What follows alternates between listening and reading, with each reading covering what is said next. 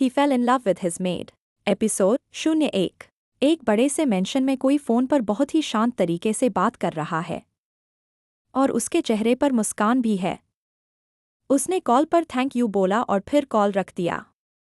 वह शख्स अपने मन में सोचने लगा, फाइनली इतने दिनों की मेहनत के बाद मुझे वह मिल गया जो मैं चाहता था। अब मुझे वहां पर जल्दी जाकर देखना है। मेरी इतनी सालों की मेहनत आखिर कैसा है। और फिर वह अपनी कार की चाबी लेकर और अपना ब्लैक कोट पहनते हुए मेंशन के बाहर की तरफ चला गया। जैसे ही वह शख्स मेंशन के बाहर निकला, काफी सारे गार्ड्स उसके पास आने लगे, लेकिन उसने उन लोगों को दूर से ही अपनी हाथों की उंगलियों से इशारा करके रोक दिया। आज कुछ अलग बात थी। आज उसके हैंडसम चेहरे पर मुस्कान थी। यह शख्स और कोई नहीं, रजत सिंघानिया है, जो कि एशिया के टॉप बिजनेसमैन के लिस्ट में आता है।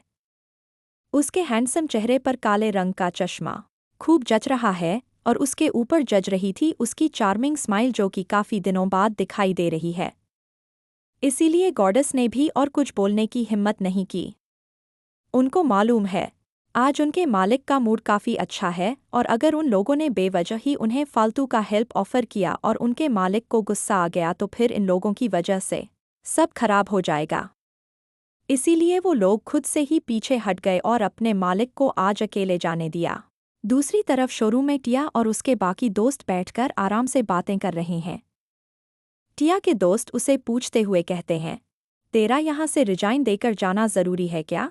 तू यहीं रहकर जॉब नहीं कर सकती? टिया ने मुस्कुराते हुए कहा, रहने का मन तो मेरा भी है, लेकिन क्या कर सकते हैं, मजबूरी ही ऐसी है। टिया की एक फ्रेंड उसके ऊपर तंज करते हुए कहती है, सच में कोई मजबूरी है या फिर बॉयफ्रेंड का तो चक्कर नहीं है ना? यह सुनकर उसके बाकी दोस्त हंसने लगते हैं। टिया भी जवाब देती है, अरे कैसी बातें कर रही हो तुम? मुझ जैसी लड़की को कोई प्यार करने वाला कैसे मिल सकता है?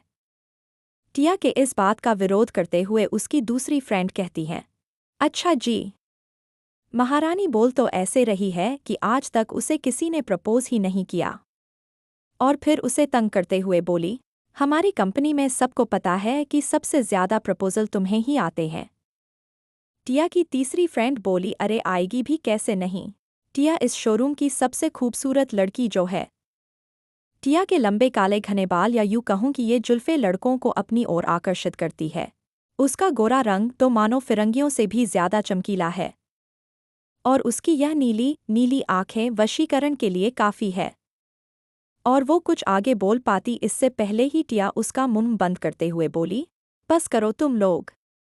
रोज मुझ पर इसी तरह तंज कसते रहते हो, मन नहीं भरता क्या?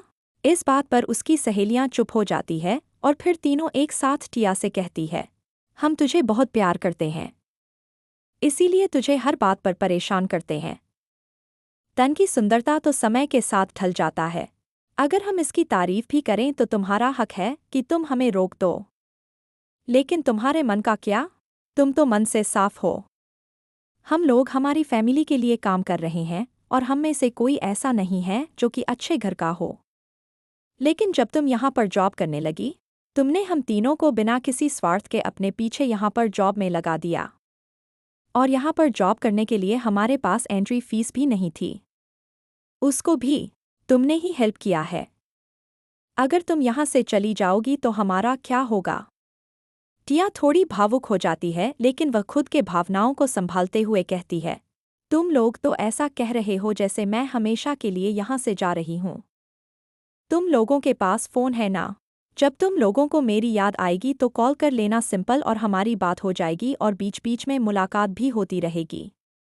रही बात मेरे यहाँ से जाने के बाद तुम लोगों का क्या होगा, तो सब जानते हैं कि इस कंपनी के ओनर सर बहुत अच्छे हैं और उनके नीचे जो मैनेजर है वह तो और भी अच्छे हैं।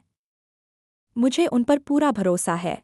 जैसे उन्होंने मुझे इस काबिल बनाया कि मैं अच्छी सैलरी पा सकूं और अपने फैमिली की हेल्प कर सकूं, वैसे ही एक दिन तुम लोग भी अपनी लाइफ में कुछ ना कुछ मुकाम हासिल कर लोगे। नेक्स्ट एपिसोड देखने के लिए हमारे चैनल को सब्सक्राइब करें, और अगर वीडियो अच्छी लगी हो तो लाइक और शेयर ज़रूर करें। धन्यवाद।